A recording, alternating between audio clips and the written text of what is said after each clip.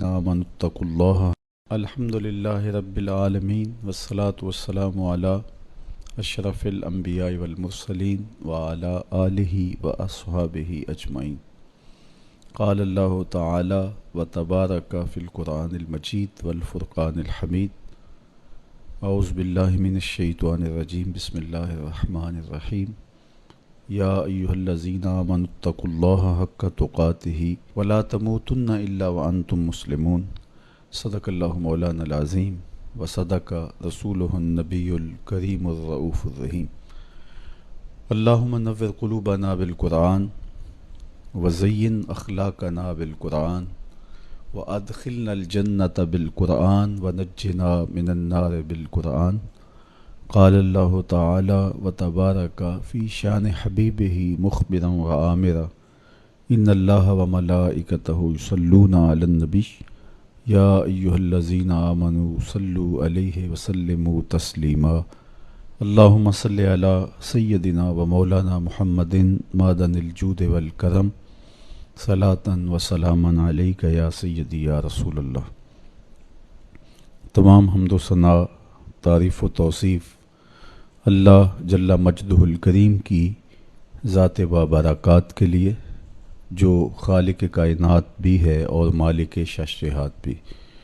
اللہ جل وعلا کی حمد و ثنا کے بعد رسول رحمت، شفیع معظم، نبی محتشم، حضور ختمی المرتبت صلی اللہ علیہ وآلہ وسلم کے حضور ناز میں اپنی عقیدتوں، ارادتوں اور محبتوں کا خراج پیش کرنے کے بعد واجب الاحترام، ذوی الاحتشام، معزز محتشم ناظرین و ناظرات، السلام علیکم ورحمۃ اللہ وبرکاتہ. ماہ سیام رمضان المبارک کی شب برکتیں، رحمتیں، کرم نوازیاں، اجالے اور روشنیاں لیے جلوہ فراز ہے، اور آج تقوی کے عنوان سے کچھ باتیں آپ کے سامنے رکھنے کی کوشش کروں گا. اللہ جل شانہ میری زبان پر کلمۃ الحق جاری فرمائے. کتاب رحمت قرآن مجید میں بار بار تقوی اختیار کرنے کا حکم نامہ اہل ایمان کے نام موجود ہے. تقوی ہے کیا؟ اس کا لغوی معنی تو بچنا، ڈرنا اور محتاط رہنا ہے، لیکن اصطلاح شریعت اسلامیہ میں اللہ کے حکموں کو بجا لانا اور اس کی نافرمانی سے اپنے آپ کو بچانا تقوی کہلاتا ہے. کسی نے کہا کہ تمہارا رب جہاں تمہیں دیکھنا چاہتا ہے تم وہاں پائے جاؤ، اور جہاں وہ نہیں دیکھنا چاہتا وہاں تم نہ پائے جاؤ، تو یہ تقوی ہے. حضرت کعب احبار رضی اللہ تعالی عنہ سے پوچھا گیا کہ آپ پچھلی کتابوں کے عالم بھی ہیں، قرآن مجید کو بھی آپ نے پڑھا ہے، تو آپ بتائیے کہ تقوی کیا ہے؟ تو آپ نے سوال کرنے والے سے کہا، کبھی آپ ایسی وادی سے گزرے ہیں جہاں کانٹے دار جھاڑیاں ہوں؟ تو کہا کئی بار گزرا ہوں. تو کہا پھر کیسے گزرے؟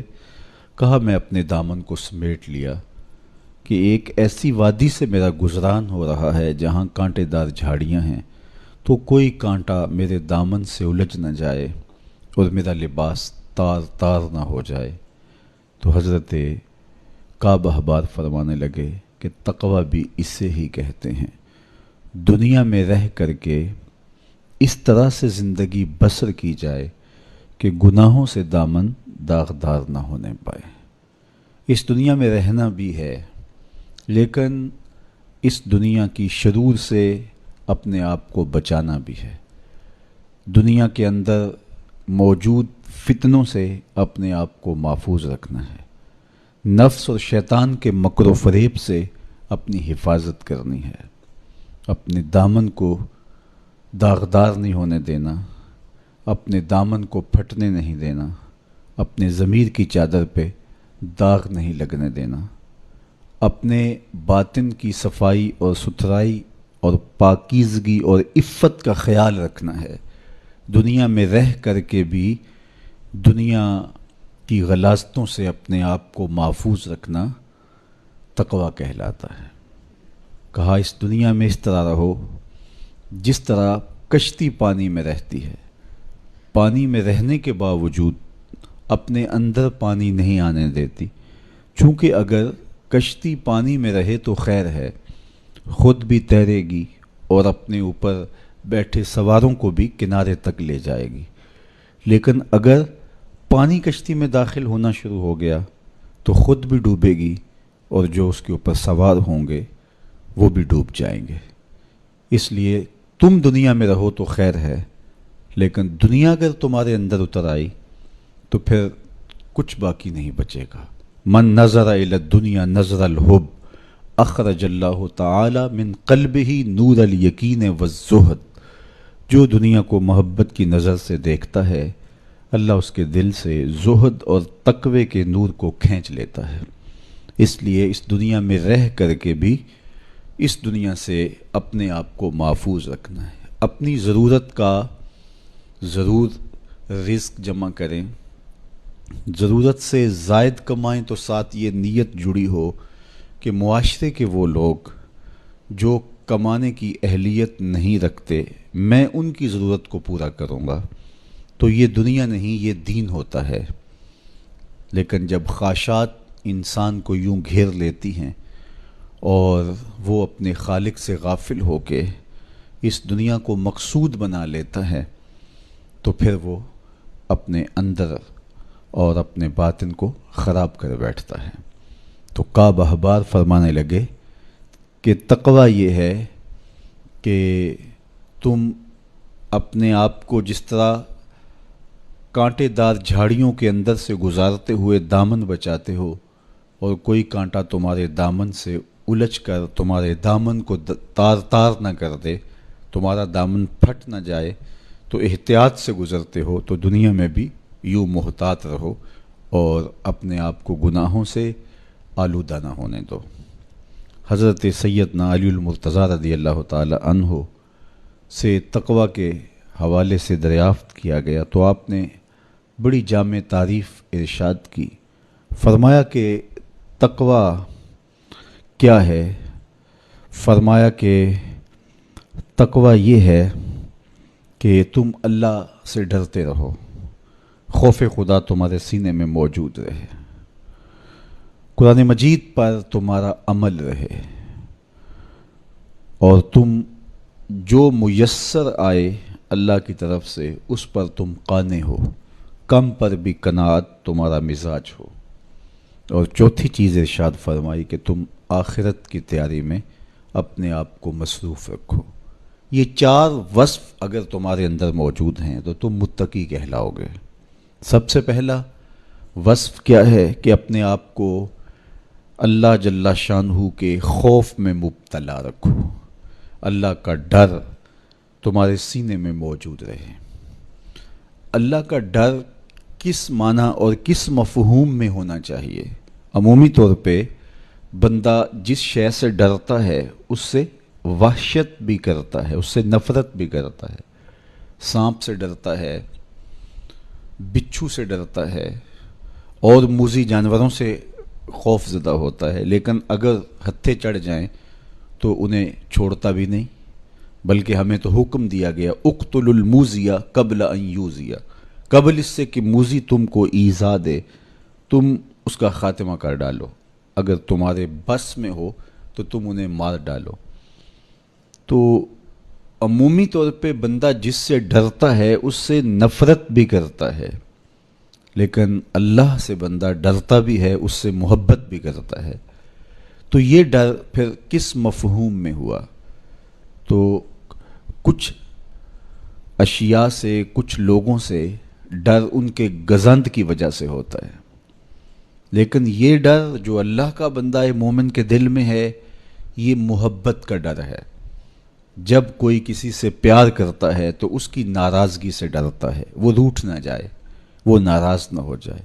میری زندگی کا سارا سرمایہ تو اس کی خوشیاں ہیں، اس کی خوشی میری زندگی کا جمال ہے، اور اگر وہ روٹ گیا تو میری زندگی اجڑ جائے گی، میری زندگی کا سارا نور ختم ہو جائے گا، میری زندگی کی ساری خوشیاں ختم ہو جائیں گی۔ تو اللہ سے ڈرنے کا مفہوم بھی یہی ہے کہ جب بندہ اس سے پیار کرتا ہے، اور مومن کی شان ہے والذین آمنوا اشد حبا للہ، جو اہل ایمان ہیں وہ سب سے زیادہ اپنے رب سے محبت کرتے ہیں، ٹوٹ کے چاہتے ہیں اپنے رب کو۔ تو جب اتنی محبت کرتے ہیں اپنے رب سے تو وہ ڈرتے ہیں کہ کہیں ہمارا رب ہم سے روٹ نہ جائے، ہمارا رب ہم سے ناراض نہ ہو جائے۔ تو یہ احساس جب انسان کے ساتھ ہمیشہ جڑا رہے گا کہ میرا اللہ مجھ سے ناراض نہ ہو جائے، تو پھر اس کی زندگی کتنی خوبصورت ہوگی اور وہ گناہوں سے کیوں نہیں بچ پائے گا۔ تو سیدنا علی المرتضیٰ رضی اللہ تعالیٰ عنہ فرماتے ہیں کہ تقوی یہ ہے کہ تمہارے دل میں اللہ کا خوف بیٹھا رہے اور اس کی ناراضگی سے تم ڈرتے رہو، اور یہ احساس تمہاری زندگی میں جمال اور خوبصورتی پیدا کرے گا۔ دوسری بات، قرآن مجید پر تمہارا عمل ہو۔ جب کتاب اللہ تمہاری رہنما بن جائے اور تم اپنی زندگی کے سارے عمل کتاب اللہ کی بتائی ہوئی تعلیمات کے مطابق کرو گے تو پھر اس کا عملی نتیجہ تو خوبصورت ہوگا۔ جب تھیوری اچھی ہوگی تو پریکٹیکل بھی اچھا آئے گا۔ جب تم قرآن کے بتائے ہوئے طریقے کے مطابق زندگی بسر کرو گے تو کیسے نہیں ہوگا کہ تمہاری زندگی خوبصورت زندگی ہوگی اور تم کامیاب اور بامراد اور خوش نصیب شخص قرار پاؤ گے۔ اس لیے قرآن مجید پہ عمل اپنی زندگی میں لازم کر لو۔ یہ تمہارے رب نے تمہارے نام رسول کریم صلی اللہ علیہ وآلہ وسلم کی وساطت سے ایک پیغام بھیجا ہے، مکمل ضابطہ حیات ہے، دستور زندگی ہے۔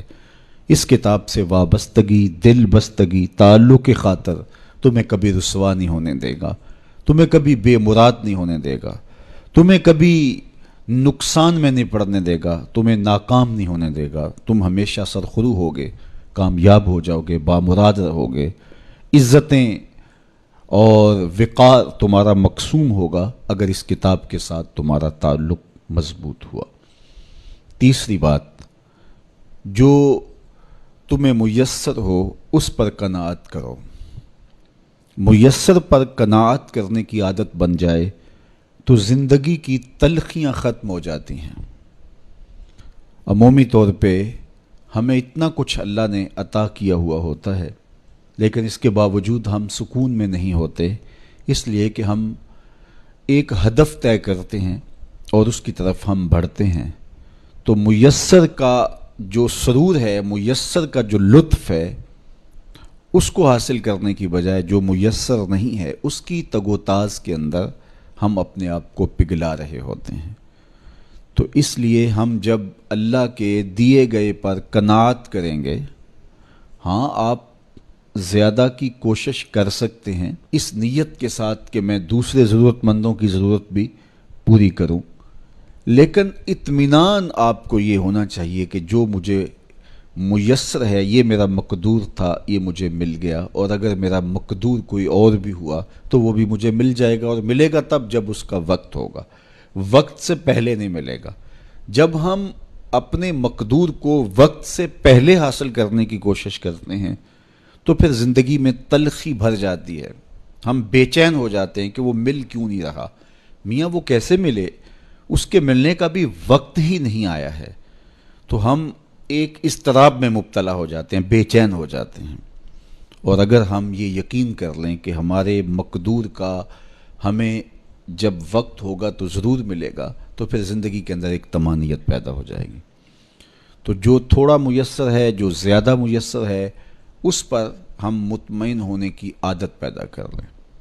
سیدنا علی المرتضیٰ رضی اللہ تعالی عنہ سے ہی مروی حضور کا ایک فرمان ہے، جو اللہ کے دیے گئے تھوڑے رزق پہ راضی ہو گیا، اللہ اس کے تھوڑے عملوں پہ راضی ہو جائے گا۔ تو قناعت کا جوہر نصیب ہو جائے تو پھر زندگی سوکھی بھی ہو جاتی ہے اور تقوی کی دولت بھی نصیب ہو جاتی ہے۔ چوتھی چیز سیدنا علی المرتضیٰ رضی اللہ تعالیٰ عنہ فرماتے ہیں، یہ ہے کہ تم آخرت کی تیاری میں لگے رہو۔ تمہارا جب ہدف وہ ہے کہ میں ایک دن اللہ کے حضور پیش ہونا ہے، اور اپنے سارے اعمال کی جواب دہی اور سارے اعمال کا حساب میں نے اس کے حضور پیش کرنا ہے، تو پھر تم پھونک پھونک کے قدم رکھو گے، حزم و احتیاط سے زندگی گزارو گے۔ اور تقوی نام ہی حزم و احتیاط کا ہے، تقوی نام ہی زندگی کو منظم اور مرتب کر کے اللہ کے حکموں کو بجا لانے کا ہے۔ حضرت شیخ احمد شیخ مجدد الفسانی علیہ رحمہ فرماتے ہیں کہ تقوی دو چیزوں سے عبارت ہے، ایک اللہ کے حکموں کو بجا لانا اور ایک اللہ کی منع کردہ چیزوں سے اجتناب کرنا۔ اور بڑی خوبصورت بات آپ نے کی، فرمایا اللہ کے حکموں کو بجا لانا، اس کی اطاعت اور فرما برداری کرنا، یہ تو فرشتے بھی کرتے ہیں اور انسان بھی کرتے ہیں، لیکن وہ چیزیں جو منع کی گئی ہیں ان سے رک جانا تو یہ کام صرف انسانوں کا ہے، چونکہ فرشتوں کے اندر تو یہ چیز ہی موجود نہیں ہے، ان کے اندر خواہشات رکھی ہی نہیں گئی جن سے وہ رک جائیں، آرزوئیں رکھی ہی نہیں گئیں جن سے وہ باز آ جائیں۔ تو وہ تو اللہ کی عبادت کرتے ہیں، ذکر و فکر میں لگے ہیں، طاعت اور فرما برداری میں لگے ہیں، اور ان امور سے رکنے کا ان کا باب ہی نہیں ہے، تو یہ حضرت انسان کا کام ہے کہ وہ ان امور سے منع ہو جائے جن امور سے ان کے رب نے انہیں منع کیا ہے۔ تو یہ شے حضرت انسان کو ممتاز کرتی ہے اور تقوی کے حصول کا ذریعہ اور ضامن بنتی ہے۔ اللہ جل شانہ کے منع کردہ کاموں سے رک جائے اور اس کے حکموں کو بجا لانے کی کوشش میں لگا رہے، یہ تقوی کہلاتا ہے۔ بعض نے یہ کہا کہ انسان کے جو ظاہری اعمال ہیں اور انسان کے جو باطنی اعمال ہیں، ان دو اعمال کو دو حصوں میں تقسیم کیا، تو کہا کہ جو باطن کے اعمال ہیں وہ تقوی کہلاتے ہیں۔ آپ کوئی نیک عمل کرتے ہیں تو ظاہر ہے کہ وہ امتثال امر کے طور پہ آپ وہ کام بجا لا رہے ہیں، لیکن اب آپ دل سے بھی رکے ہوئے ہیں اس کام سے، تو یہ آپ کے دل کا عمل ہے اور یہ تقوی کہلاتا ہے۔ قرآن مجید میں اللہ تعالیٰ نے ایک مقام پہ ارشاد فرمایا، جو اللہ کی نشانیوں شعائر اللہ کی تعظیم کرتے ہیں تو یہ دل کا تقوی ہے۔ تو تقوی کا تعلق پھر جڑ جاتا ہے دل سے۔ میرے اور آپ کے آقا و مولا حضور نبی رحمت صلی اللہ علیہ وآلہ وسلم نے ارشاد فرمایا، التقوی ہا ہونا، التقوی ہا ہونا۔ حضور نے اپنے سینے کی طرف اشارہ کر کے کہا تقوی یہاں ہے، تقوی یہاں ہے۔ تو تقوی کا مرکز انسان کا دل ہے۔ ایک حدیث پاک میں آیا جو صحیح مسلم میں موجود ہے کہ ان اللہ لا ينظر الى صورکم واموالکم، اللہ تمہاری صورتوں کو نہیں دیکھتا، اللہ تمہارے مالوں کو نہیں دیکھتا کہ کون کتنا خوبصورت ہے، کس کے پاس کتنی دولت ہے، نہ تمہاری صورتیں دیکھتا ہے، نہ تمہارے بنگلے دیکھتا ہے، نہ تمہاری جائیدادیں دیکھتا ہے، نہ تمہارا بینک بیلنس دیکھتا ہے۔ اسے تمہاری صورتوں سے غرض نہیں ہے، اسے تمہارے اموال سے سروکار نہیں ہے، وَلَٰكِن يَنظُرُ إِلَىٰ قُلُوبِكُمْ وَأَعْمَالِكُمْ، وہ تمہارے دل دیکھتا ہے اور تمہارے عمل دیکھتا ہے۔ تمہارے کپڑے پھٹے پرانے ہیں، جھونپڑے میں رہتے ہو، لیکن عمل خوبصورت ہیں، تمہارا قلب سلیم ہے، اس دل میں اللہ کی محبت، اللہ کا پیار رکھا ہے، اللہ جل شانہ کے محبوب کا پیار رکھا ہے، تو وہ دل خوبصورت ہے۔ تو تمہارے لباس پھٹے پرانے کیوں نہ ہوں، تمہارے رہنے کی جگہ انتہائی نا آسودہ کیوں نہ ہو، لیکن تمہارا دل اچھا ہے، تمہارے عمل اچھے ہیں، تو تمہارے رب کو یہ پسند ہے۔ تو تقوی کا مرکز تمہارا قلب ہے، تمہارا دل ہے۔ تو دل کی پاکیزگی، دل کی صفائی، دل کی ستھرائی، یہ اللہ جل شانہ کو محبوب ہے۔ ہم عمومی طور پہ اپنے ظاہر کو سنوارنے میں لگے رہتے ہیں اور باطن ہمارا میلا کچیلا ہی رہتا ہے۔ ہمارا رب ہم سے اس بات کا تقاضا کرتا ہے کہ تمہارا دل بھی ستھرا ہونا چاہیے، تمہارا دل بھی پاک ہونا چاہیے۔ باہو علیہ رحمہ فرماتے ہیں کہ دل کالے نالوں منہ کالا چنگا، جے کوئی یہ رمز پچھانے ہو۔ تو اصل تو پاکیزگی، طہارت، صفائی، عفت قلب کی ہے۔ تو اس لیے اللہ تعالیٰ جل شانہ نے مومنین کے قلوب کی پاکیزگی، طہارت اور صفائی اور عفت کا تقاضا اہل ایمان سے کیا ہے۔ اللہ جل شانہ نے بندوں کو جو عزت عطا کی ہے تو اس کا معیار تقویٰ کو قرار دیا۔ کون کتنا معزز ہے یہ اس کی دولت سے نہیں ناپا جا سکتا، اس کے قبیلے اور اس کے خاندان سے نہیں جانچا جا سکتا، اس کے لباس سے آپ یہ اندازہ نہیں کر سکتے کہ یہ معزز شخص ہے۔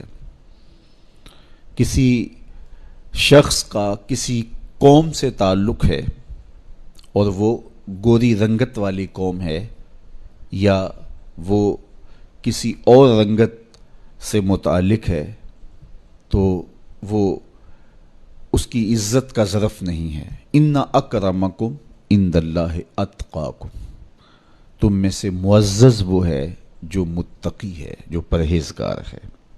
دیکھیے ابو لہب قریشی النسب تھا، لیکن خوبصورت ہونے کے باوجود، عالی مرتبت نسب رکھنے کے باوجود آج بھی اس پر لعنتیں برس رہی ہیں۔ اور بلال حبشی رضی اللہ تعالیٰ عنہ رنگ کے کالے تھے اور نسباً غلام تھے، لیکن تقوی کی دولت نے، ایمان کی دولت نے ان کو اس مقام پہ کھڑا کر دیا کہ وہ ہاشمی النسب شخص تقوی اور ایمان کی عدمیت کی وجہ سے ان کے قدموں سے لگی ہوئی دھول تک بھی نہ پہنچ سکا، اور وہ عزتوں کے اس شرف کو حاصل کرتے ہیں جو انہی کا مقسوم ہے۔ تو اسلام نے شرف کا معیار، عزت کا معیار تقوی قرار دیا ہے۔ تو اس لیے ہمیں تقوی کو حاصل کرنے کے لیے کوشاں رہنا چاہیے اور ایسے اعمال بجا لانے چاہیے کہ جس سے ہمیں تقوی حاصل ہو۔ حضرت شیخ احمد مجدد الفسانی علیہ رحمہ فرماتے ہیں، جو شخص اپنے اوپر 10 چیزوں کو لازم کر لیتا ہے تو لازمی نتیجہ یہ ہوتا ہے کہ وہ متقی بن جاتا ہے۔ وہ 10 چیزیں کون سی ہیں؟ ماہ صیام کے ان حسین لمحوں میں ہمیں وہ 10 اوصاف اپنے اندر پیدا کرنے چاہیے تاکہ ہم متقی بن جائیں، اور متقی اللہ کے محبوب بندے ہیں۔ تقوی اختیار کرنے والے اللہ جل شانہ کی رحمتوں کے خاص مستحق ہیں۔ جنہیں تقوی کا نور نصیب ہوتا ہے وہ اللہ کی رحمتوں کے سائے میں آ جاتے ہیں۔ اگر ان پر مصائب، آلام، مشکلیں آتی ہیں تو ان کے تقوی کی وجہ سے اللہ انہیں راستے عطا کر دیتا ہے۔ وَمَن يَتَّقِ اللَّهَ يَجْعَل لَّهُ مَخْرَجًا وَيَرْزُقْهُ مِنْ حَيْثُ لَا يَحْتَسِبُ۔ اللہ اکبر۔ ارشاد فرمایا کہ جو اللہ سے ڈرتا ہے، تقوی اختیار کرتا ہے، اس کے لیے ہم مصیبت سے نکلنے کے راستے پیدا کر دیتے ہیں، اور اللہ جل شانہ اس کے لیے وہاں سے رزق عطا کرتا ہے جہاں سے اسے گمان بھی نہیں ہوتا ہے۔ تو یہ تقوی کا نتیجہ ہے جو اہل تقوی کو نصیب ہوتا ہے۔ تو حضرت شیخ نے 10 وہ امور بتائے جو اپنے اوپر لازم کر لینے سے تقوی نصیب ہوتا ہے۔ سب سے پہلی بات آپ فرماتے ہیں زبان کو غیبت سے بچائے۔ اتقاء کے حصول کے لیے زبان کو پاک کرنا ضروری ہے۔ انسان کے زیادہ تر گناہ اس کی زبان کی وجہ سے ہیں، اور غیبت یہ بدترین عمل ہے، اور اس کو بدکاری سے بھی برا قرار دیا گیا ہے۔ الغیبت اشد من الزنا، تو اپنی زبان کو غیبت سے بچائے۔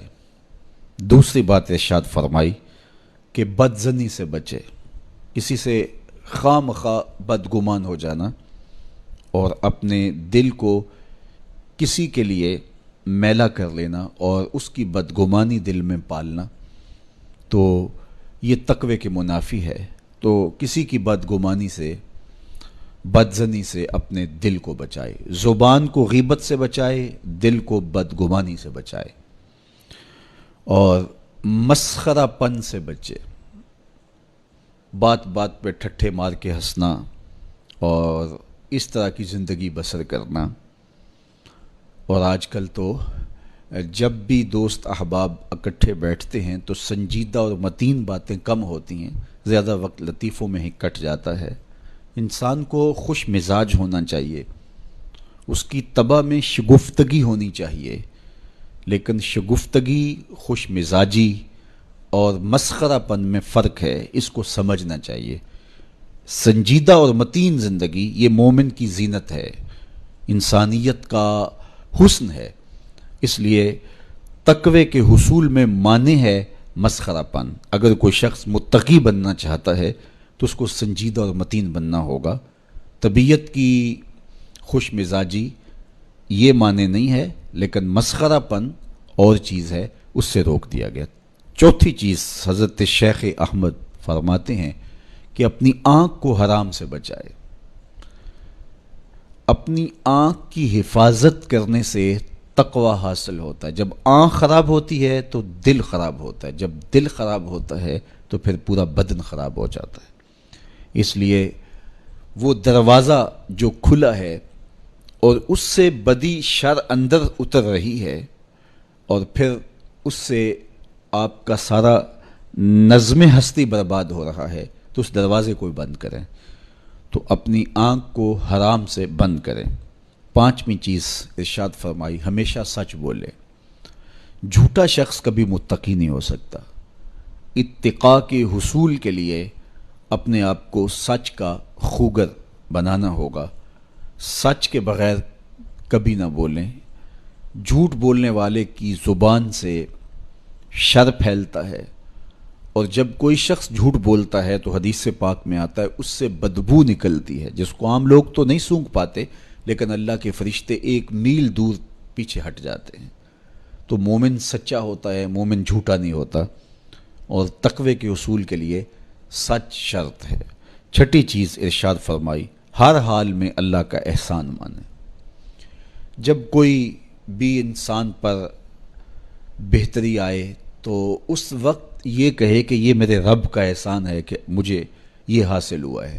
بہت سارے لوگ اپنی محنت کا نتیجہ قرار دیتے ہیں کہ یہ میں نے کیا تو اس کے نتیجے میں یہ ملا۔ بسا اوقات آپ کتنا سیدھا کام کر رہے ہوتے ہیں، کتنی محنت کر رہے ہوتے ہیں، لیکن نتیجہ اس کے برعکس آ رہا ہوتا ہے۔ سیدنا علی المرتضیٰ رضی اللہ تعالیٰ عنہ فرماتے ہیں، میں نے اللہ کو اپنے ارادوں کی شکست سے پہچانا، تو یہ اس کی کرم نوازی ہے کہ اس نے ایسا کر دیا۔ صحت میرا کمال نہیں، یہ اللہ کی عطا ہے۔ علم میرا کمال نہیں، یہ اللہ کی عطا ہے۔ لہجوں کی خوبصورتی یہ اس کی عطا سے ممکن ہے۔ اس نے آنکھوں میں روشنائی رکھی، اس نے توفیق عمل نصیب فرما دی، اس نے اچھائی کی راہوں پہ گامزن کیا۔ ماہ صیام میں روزہ رکھنے کی توفیق ہوئی، صلاۃ التراویح میں حاضری کا موقع میسر آیا، دیگر صالح اعمال تلاوت کلام مجید نصیب ہوئے، تو مت سمجھے کہ یہ کوئی میرا کمال ہے۔ اللہ کا احسان مانے گا تو غرور پیدا نہیں ہوگا، تکبر پیدا نہیں ہوگا۔ تو ہر حال میں اللہ کا احسان مانے، جو بھی خیر اس کو ملے وہ کہے یہ میرے رب کی طرف سے ہے، اور اگر اس کا کرم نہ ہوتا تو یہ عمل مجھے نصیب نہ ہوتا۔ اور کتنے عمل ہیں کہ نصیب ہونے کے بعد عجب سے، تکبر سے، ریاکاری سے برباد ہو جاتے ہیں۔ کیتی کتری پئی کھو محمد تے سکہ بنیا زردہ، کتنے عمل ہیں کہ برباد ہو جاتے ہیں، تکبر آ گیا، عجب آ گیا، ریاکاری آ گئی، تو یہ اس کی طرف سے ہی ہے۔ تو جب یہ کہے گا تو عجب، تکبر، غرور کچھ پیدا نہیں ہوگا۔ تو پھر عمل قبول ہوگا اور انسان تقوی کی منزل تک پہنچے گا۔ ساتویں چیز، اپنا مال راہ حق میں خرچ کرے، ناحق راستے پر ایک درہم بھی خرچ نہ کرے۔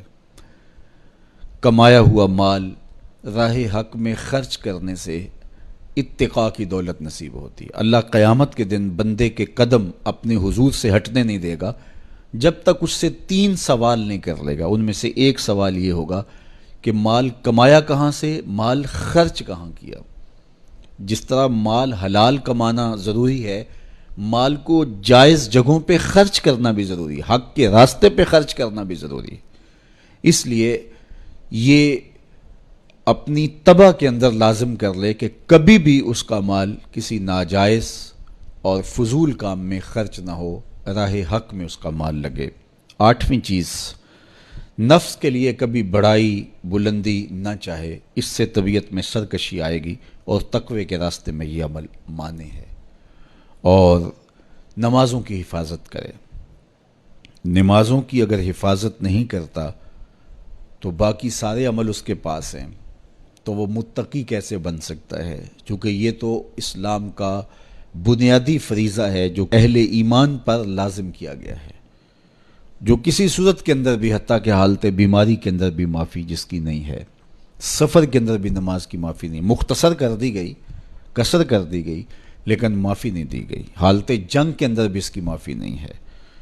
تو نمازوں کی محافظت کرے۔ اور 10ویں چیز، حضرت شیخ فرماتے ہیں عقیدوں کی صحت کا خیال رکھے، اپنے عقیدے، اپنے نظریات خوبصورت رکھے، وہی جو طریقہ مبارکہ اہل سنت و جماعت کے بزرگوں کے عقائد تھے اور شروع سے صحابہ سے لے کے دور موجود تک چلے آ رہے ہیں، ان کی مطابقت کے اندر اپنے عقیدے رکھے۔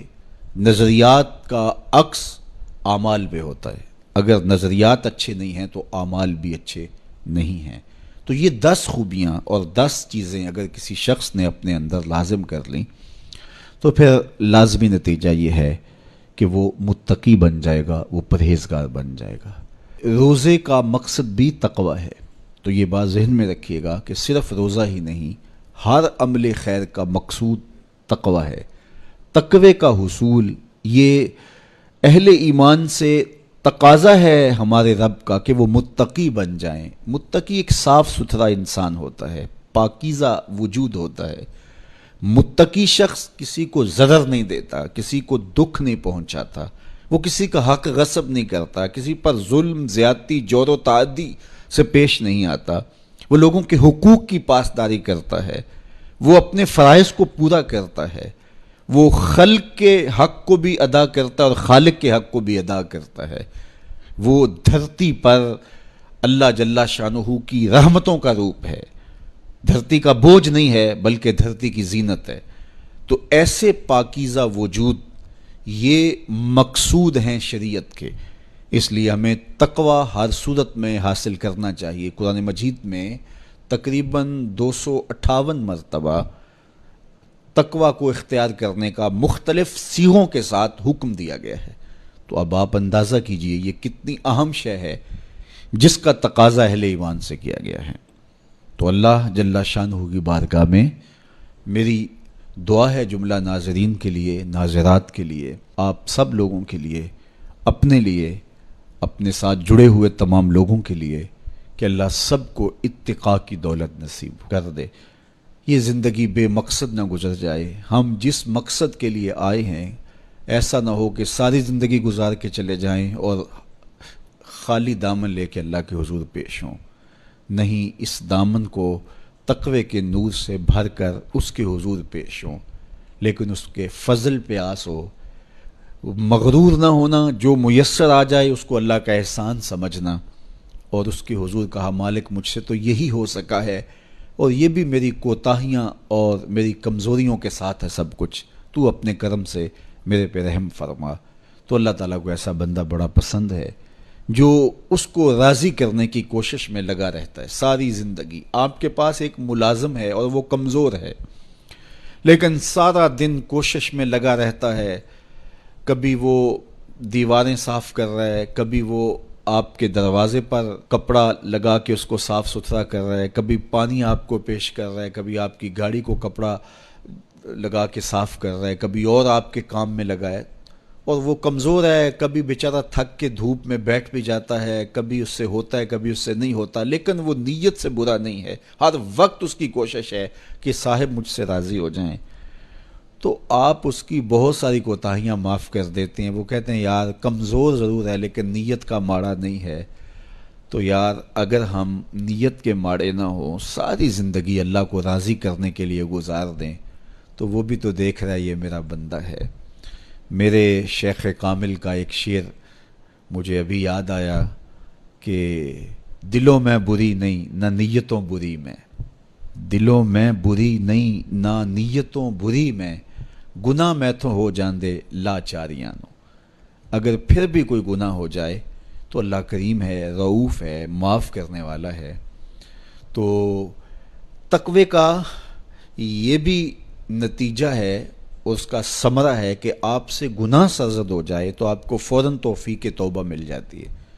اگر یہ صالح اعمال آپ بجا لاتے ہوں تو زندگی کے اندر گناہوں کا سرزد ہونا ممکن ہے، لیکن متقی شخص سے گناہ سرزد ہو جائے تو وہ فوراً رجوع اللہ کرتا ہے، فوراً اس کو توفیق توبہ نصیب ہو جاتی ہے، اس کو کھٹکنے لگتا ہے کہ مجھ سے کچھ ہو گیا ہے، تو وہ بے چین ہو جاتا ہے۔